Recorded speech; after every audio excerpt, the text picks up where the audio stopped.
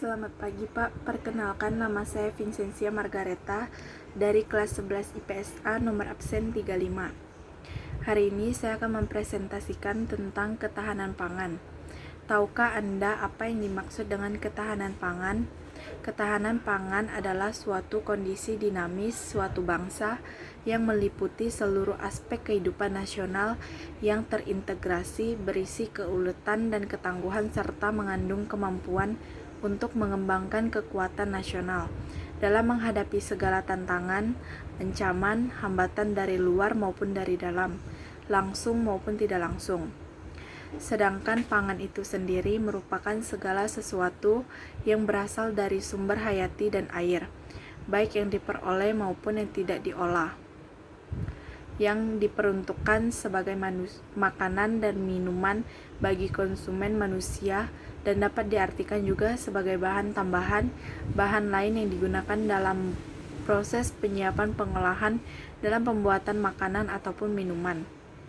Definisi ketahanan pangan menurut Peraturan Pemerintah Nomor 68 Tahun 2002 tentang Ketahanan Pangan merupakan kondisi terpenuhinya pangan bagi setiap rumah tangga yang tercermin dari tersedianya pangan yang cukup, baik dalam jumlah maupun mutunya, aman, merata, dan terjangkau.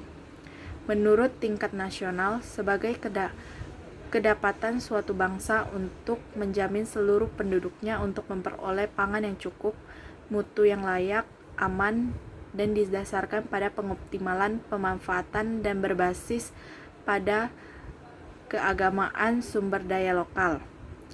Pencapaian peningkatan tersedianya pangan adalah ketahanan pangan dalam ruang lingkup nasional. Tujuan yang paling utama adalah komoditas pertanian seperti beras, jagung, sagu, ubi kayu, kentang, dan lain-lain. Indikasi suatu negara mencapai ketahanan pangan adalah tercukupinya kebutuhan pangan masyarakat sehari-hari. Adapun komponennya, ada 4 komponen, yaitu ketersediaan pangan, stabilitas ketersediaan pangan, keterjangkauan terhadap pangan, dan yang terakhir adalah kualitas pangan.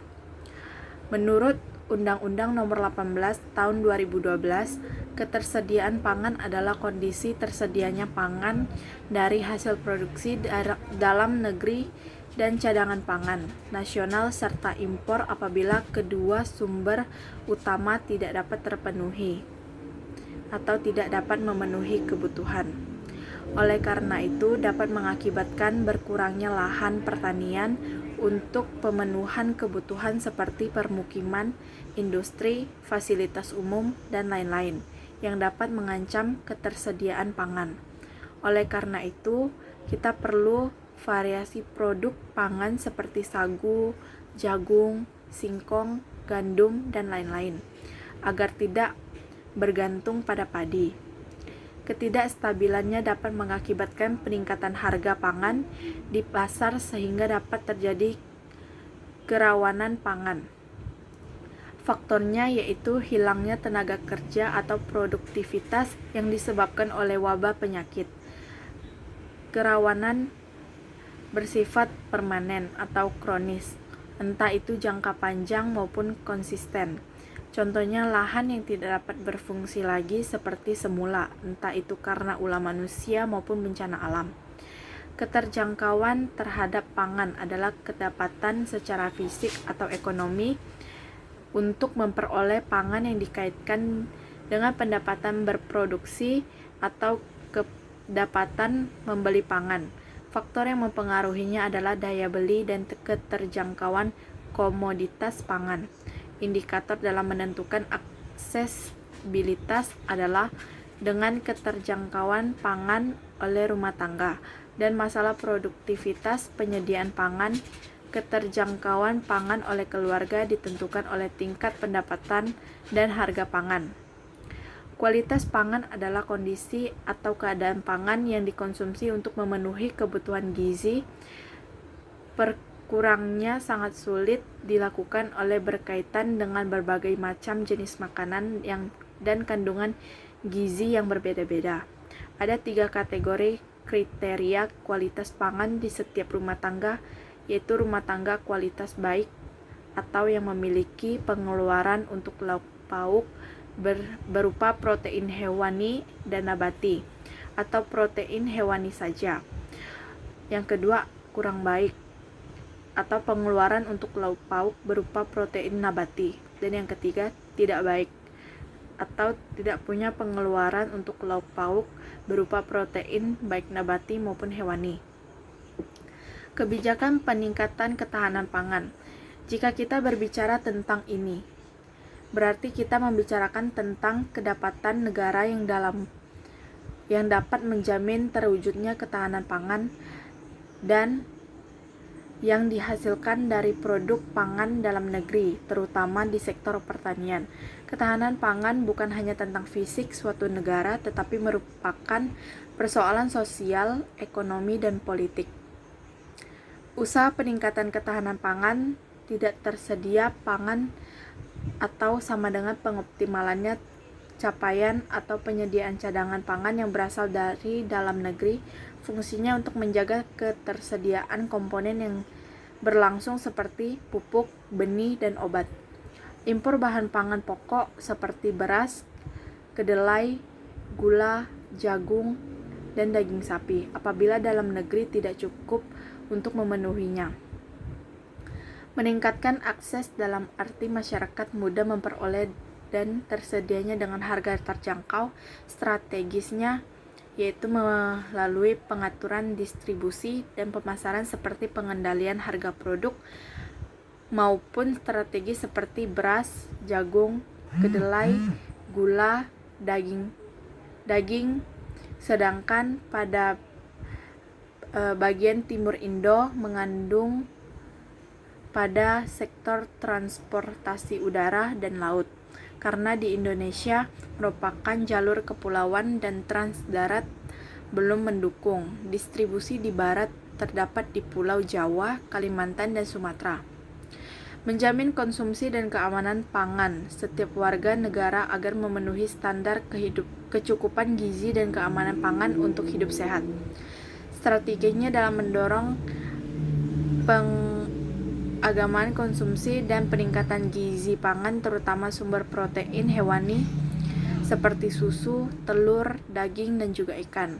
Juga ditunjukkan pada karbohidrat untuk tujuan menurunkan angka ketergantungan terhadap beras sebesar 1,5% per tahunnya.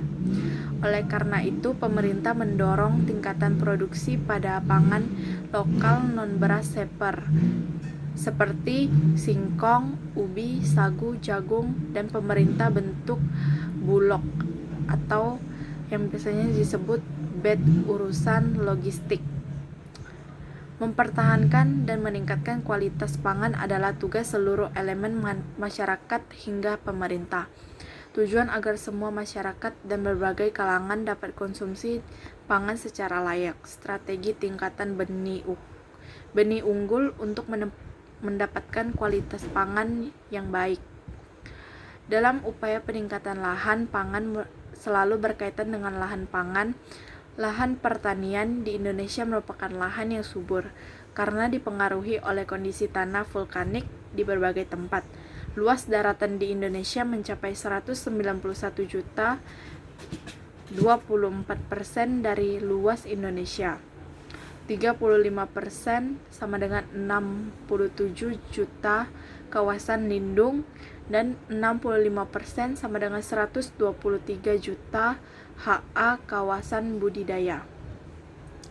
Menurut Arsyad dan Rustiadi, luas lahan yang digunakan untuk usaha pertanian mencapai 53,71 juta HA yang bukan mencapai B16,89 juta HA. Dirinci untuk penggunaan perkebunan mencapai 18,33 juta HA. Sama dengan 25,95%. Tegal atau kebun 15,59 juta HA sama dengan 22,7%. Lahan kayuan 10,37 juta HA sama dengan 14,68%. Sawah 7,46 juta HA sama dengan 10,56%. Bangunan 5,69 juta HA sama dengan 8,5%. Padang rumput, tambak, empang, kolam masing-masing itu 2,24 juta HA sama dengan 3,17% dan 0,75 juta HA sama dengan 1,7%. Lahan merupakan faktor produksi yang utama. Lahan berkaitan dengan kapasitas produktivitas pangan yang luas, lahan produksi, kebutuhan konsumsi pangan, dan jumlah penduduk. Ketersediaan lahan untuk usaha pertanian merupakan syarat untuk mewujudkan ketahanan pangan nasional. Protein pertanian banyak mengalami permasalahan, yaitu penyebaran wilayah produk tidak merata. 50% lahan beras di Pulau Jawa yang sumbang merata 57% produksi beras nasional. Sekitar 80% beras diproduksi di sawah beririgasi teknis. Keadaan ini diperparah oleh bencana banjir yang merusak irigasi tersebut. Lahan pertanian di Pulau Jawa yang subur banyak dialihkan dan difungsikan hingga mencapai 15.000 sampai 20.000 HA per tahunnya. Alih fungsi lahan pada dasarnya adalah konsekuensi dari perkembangan dan pertumbuhan sosial ekonomi masyarakat di negara yang sedang berkembang. Dan ada juga 3 alasan yang perlu pencegahan dan pengendalian terhadap alih fungsi lahan pertanian terutama di Pulau Jawa. Karena sudut pandang ekonomi, lahan pertanian di Indo adalah irigasi teknis yang dalam pembangunannya butuh biaya yang banyak. Sudut pandang lingkungan, lahannya stabil dan erosi yang terjadi kecil, dan efisiennya penggunaan air yang sangat tinggi karena lapisan kedap air. Dan yang terakhir adalah sudut pandang struktur sosial, budaya sosial. Jika terjadi alih fungsi lahan, maka terjadi ketidakseimbangan hubungan antara petani dan lahan. Kebijakan pemerintah dalam melakukan pertanian pangan yaitu pemantapan ketersediaan pangan berbasis kemandirian, peningkatan kemudahan dan kemampuan untuk mengakses pangan, peningkatan kualitas dan kualitas konsumsi pangan yang menunjukkan gizi seimbang, peningkatan status gizi masyarakat, dan peningkatan mutu dan keamanan pangan. Sekian, terima kasih.